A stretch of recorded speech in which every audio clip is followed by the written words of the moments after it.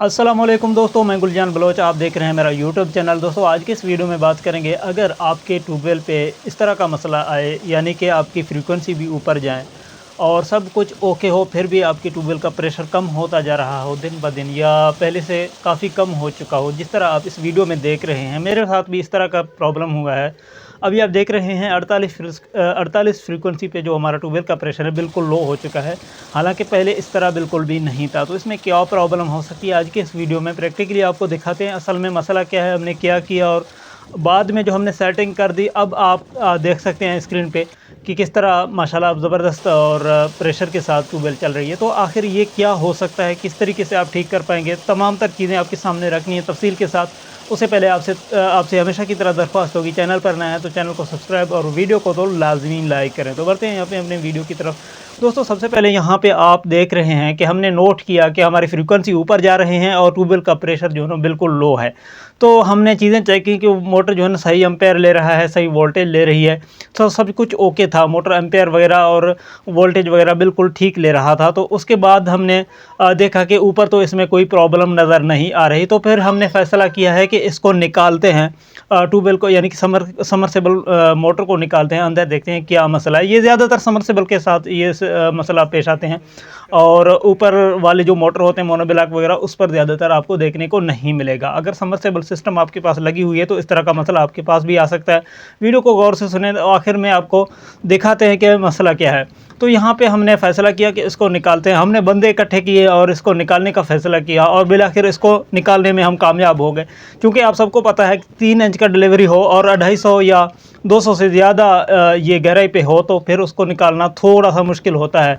अगर आपके पास कोई ऐसी सिस्टम है, ऐसी निज़ाम है कि उसके ज़रिए से आप निकालते हैं, यानी कि कोई चैन कुपी है या उसके साथ कोई मोटर अटैच्ड है, या आप कोई ट्रैक्टर से निकालते हैं, कोई गाड़ी से निकालते हैं, वो तो फिर ईज़ी है और आसान है। लेकिन अगर आप ऐसे जिस तरह हमने निकाली है तो ज़रा मुश्किल होता है, लेकिन बिलाखिर हमने इसको निकाल दिया और कामयाब हो गए। तो अब निकालने के बाद हमने जो अपने सिस्टम को चेक किया तो हमें बाकी सब कुछ ठीक नज़र आया, लेकिन इसका रेड्यूसर जो कहते हैं, जो सबसे टॉप पे पाइप को जोड़ने के लिए एक लोहा लगाया हुआ है, जिस तरह आप वीडियो में देख रहे हैं, तो इसमें सुराख हो चुका था। पानी के अंदर लोहे को बहुत बड़ी पैमाने पर रंग लगते हैं, और रंग लगने की वजह से यहाँ पे आप देख सकते हैं कि ये सुराख हो चुका है। सुराख होने की इसकी वजह से ये पानी को स्लो कर चुका था। तो दोस्तों, बिलाखिर हमने ये नया लगाया है, उसके बाद इसको पाइप को जोड़ के जो है ना हमने डाली है। तो अब आप देख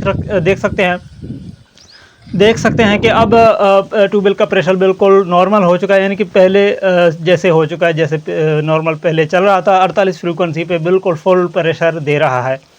तो ये वीडियो इसलिए आपके सामने मैंने रखी है आपके लिए, क्योंकि बाज़ दफ़ा ऐसा होता है कि नीचे लीकेज की वजह से पानी पूरा ऊपर आता नहीं है। अब ये रेड्यूसर में ये लोहे में लीक हुआ, खुदा न ख्वास्ता आपके पंप जो है उसकी पट्टियाँ टूट जाएँ तो भी इस तरह का प्रॉब्लम होगा। अगर आपकी पंप की कोई रूटर जो है ना वहाँ से जो इसकी लौटे लगे हुए हैं, जो इसके हांडियाँ लगी हुई हैं, उसमें कोई प्रॉब्लम हो तो भी ऐसा होगा। अगर आपकी रोल पाइप में जो है ना लीकेज हो तो भी इस तरह का मसला होगा। अगर लोहे वाली पाइप लगी हुई हैं, अगर किसी पाइप में लीकेज हो तो भी इस तरह हो सकता है। तो आप बाज़ दफ़ा तजर्बा करें। अगर आपको ऊपर से कोई ख़राबी नज़र ना आए, बिला वजह पानी कम है, तो आप सब कुछ इन्वर्टर की सेटिंग पर डालने की बजाय आप उसको निकालें और सेटअप को चेक करें।